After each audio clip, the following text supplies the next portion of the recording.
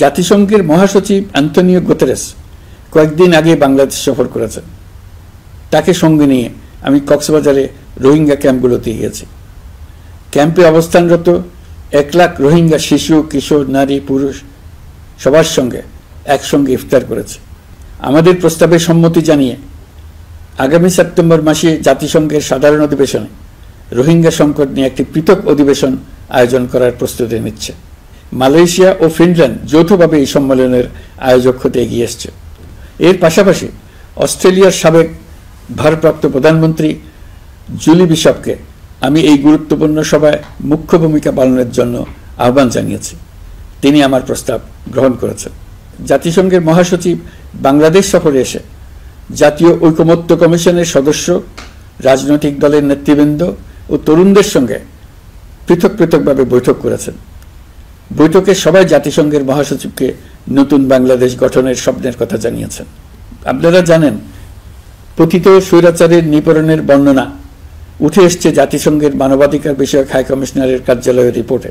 গত July August মাসে বাংলাদেশের ছাত্র, শ্রমিক জনতার উপর শেখ হাসিনা সরকার ও আওয়ামী লীগ যে দমন, পীড়ন ও হত্যাকাণ্ড চালিয়েছে, এর পুঙ্খানুপুঙ্খ তদন্ত করে বিস্তারিত রিপোর্ট প্রকাশ করেছে তারা। এই রিপোর্টে স্পষ্টভাবে উঠে এসছে যে শেখ হাসিনা নিজেই নিরাপত্তা বাহিনীর কর্মকর্তাদের নির্দেশ দিয়েছিলেন বিক্ষোভকারীদের হত্যা করতে।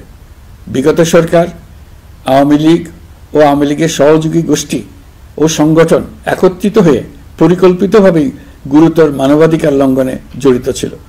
মানবাধিকার বিষয়ক হাইকমিশনারের রিপোর্টে বলা হয়েছে, বিক্ষোভ চলাকালে প্রায় 1400 জন নিহত হয়েছেন, যার মধ্যে প্রায় 13% শিশু। বিক্ষোভের সম্মুখ সারিতে থাকার কারণে আমাদের জুলাই কন্যারা নিরাপত্তা বাহিনী ও আওয়ামী লীগের সমর্থকদের দ্বারা আক্রান্ত হয়েছে, এমনকি যৌন নির্যাতনের শিকার হয়েছে। জাতিসংঘের রিপোর্ট পড়ে সবার গায়ের লোম দাঁড়িয়ে গেছে। কি ভয়াবহতা! কিভাবে একজন প্রধানমন্ত্রী নিজ দেশে নিরস্ত্র মানুষকে হত্যার পর লাশ লুকিয়ে ফেলার নির্দেশ দিতে পারে? ক্ষমতা আঁকড়ে রাখার জন্য তিনি পৃথিবীর সকল নিষ্ঠুরতা ছাড়িয়ে গেছেন। এটাই জাতিসংঘের প্রতিবেদনে উঠে এসছে। মানবাধিকার বিষয়ক হাইকমিশনার কার্যালয়ের এই রিপোর্টকে আমরা স্বাগত জানাচ্ছি। প্রতিবেদনে যে সুপারিশ করা হয়েছে, অন্তর্বর্তী সরকার সেই সুপারিশগুলো গুরুত্বের সঙ্গে বিবেচনা করছে। আপনাদেরকে আশ্বস্ত করে বলতে চাই, যারা গণহত্যায় জড়িত ছিল, যারা নির্বিচারে মানুষ হত্যা করেছে, যারা ইতিমধ্যে হত্যাকারী হিসেবে বিশ্বের কাছে স্বীকৃত, তাদের বিচার এই দেশের মাটিতে হবেই। প্রিয় দেশবাসী, আপনারা জানেন, অন্তর্বর্তী সরকার দায়িত্ব নেবার পর থেকেই গণমাধ্যম ও সোশ্যাল মিডিয়ায় গুজবের যেন এক মহোৎসব চলছে। দেশকে অস্থিতিশীল করার জন্য একের পর এক মিথ্যা তথ্য ছড়িয়ে দিয়ে জনগণকে বিভ্রান্ত করার চেষ্টা চলছে। অভিনব সব প্রক্রিয়ায় গুজব ছড়ানো হচ্ছে। এক ছবির সঙ্গে অন্য ছবি জুড়ে দেওয়া হচ্ছে, ঘটনা একটা, ছবি আরেকটা। এরকম ফটোকার্ড বানিয়ে অন্য দেশের ঘটনাকে এই দেশের ঘটনা হিসেবে চালিয়ে দিয়ে সোশ্যাল মিডিয়ায় তোলপাড় করে ফেলছে। যতই নির্বাচন কাছে আসবে, এর রূপ আরো ভয়ঙ্কর হতে থাকবে। কারা এর পেছনে আছে, কেন আছে, তা আপনাদের সবারই জানা আছে। আমরা এই গুজব ও মিথ্যা তথ্যের প্রচারণা রোধ করতে জাতিসংঘের সহযোগিতা চেয়েছি। জাতিসংঘের মহাসচিব এর মোকাবেলায় আমাদের সহযোগিতা করবেন বলে আশ্বাস দিয়ে গেছেন। দেশবাসীকে আমি স্মরণ করিয়ে দিতে চাই যে জুলাই অভ্যুত্থানের প্রথম পর্ব সফলভাবে সমাপ্ত হয়েছে। প্রথম পর্বের সমাপ্তির মধ্য দিয়ে অভ্যুত্থানের দ্বিতীয় পর্ব শুরু হলো। সবসময় মনে রাখতে হবে, আমরা কিন্তু যুদ্ধাবস্থায় আছি। গুজব হলো এই জুলাই অভ্যুত্থানের বিরুদ্ধে পরাজিত শক্তির মস্ত বড় হাতিয়ার। গুজব দেখলেই গুজবের সূত্রের সন্ধান করতে থাকবেন, গুজবকে অবহেলা করবেন না। বহু অভিজ্ঞ সমর বিশারদ এই গুজবের পেছনে দিনরাত কাজ করছে। সীমাহীন অর্থ এর পেছনে নিয়োজিত আছে। এর মূল লক্ষ্য জুলাই অভ্যুত্থানকে ব্যর্থ করা। আমরা তাকে ব্যর্থ হতে দেব না। আমাদের সামগ্রিক ঐক্য পলাতক শক্তির গায়ে জ্বালা ধরিয়ে দিচ্ছে। তারা এই ঐক্য ভাঙতে চায়। তাদের অভিনব কৌশল আপনি টেরই পাবেন না, আপনি বুঝতেই পারছেন না কখন তাদের খেলায় আপনি পুতুল হয়ে গেছেন। আমাদের সচেতনতা এবং সামগ্রিক ঐক্য দিয়েই এই গুজবকে রুখতে হবে। পলাতক অপশক্তির ষড়যন্ত্রকে ব্যর্থ করে দিতে হবে। প্রিয় দেশবাসী, আপনারা জানেন, ইতিমধ্যে জাতীয় ঐকমত্য কমিশন তাদের কাজ শুরু করেছে। 6টি সংস্কার কমিশনের 166টি সুপারিশ ও পূর্ণাঙ্গ প্রতিবেদন সহ 38টি রাজনৈতিক দলের কাছে চিঠি দেওয়া হয়েছে। ইতিমধ্যে রাজনৈতিক দলগুলোর সঙ্গে বৈঠক শুরু হয়েছে। দেশের রাজনৈতিক দলগুলো খুবই ইতিবাচকভাবে সংস্কার কাজে সাড়া দিয়েছেন, তাদের মতামত তুলে ধরছেন। কোন রাজনৈতিক দল কোন কোন সংস্কার প্রস্তাবে একমত হয়েছেন, কোনটিতে দ্বিমত হয়েছেন, সেসব তারা জানাচ্ছেন।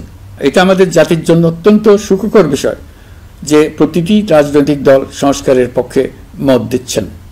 ঐকমত্য কমিশনের মাধ্যমে সকল রাজনৈতিক দলের মতামত নেওয়ার কাজ এখন চলমান আছে। কমিশনের লক্ষ্য যে সকল বিষয়ে রাজনৈতিক দলগুলো একমত হবেন সেগুলো চিহ্নিত করা এবং তার একটা তালিকা প্রস্তুত করা।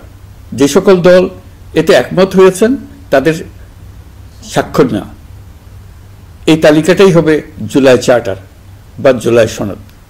আমাদের দায়িত্ব জাতির সামনে পুরো প্রক্রিয়াটা স্বচ্ছভাবে তুলে ধরা এবং প্রক্রিয়া শেষে নির্বাচনের আয়োজন করা। নির্বাচনের ব্যাপারে আমি আগেও বলেছি, আবারও বলছি, এবছর ডিসেম্বর থেকে আগামী বছরের জুনের মধ্যে নির্বাচন হবে।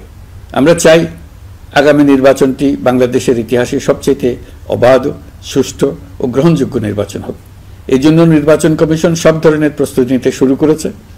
রাজনৈতিক দলগুলো ব্যাপক উৎসাহ উদ্দীপনায় নির্বাচনের জন্য তৈরি হতে শুরু করবে বলে আশা করছি।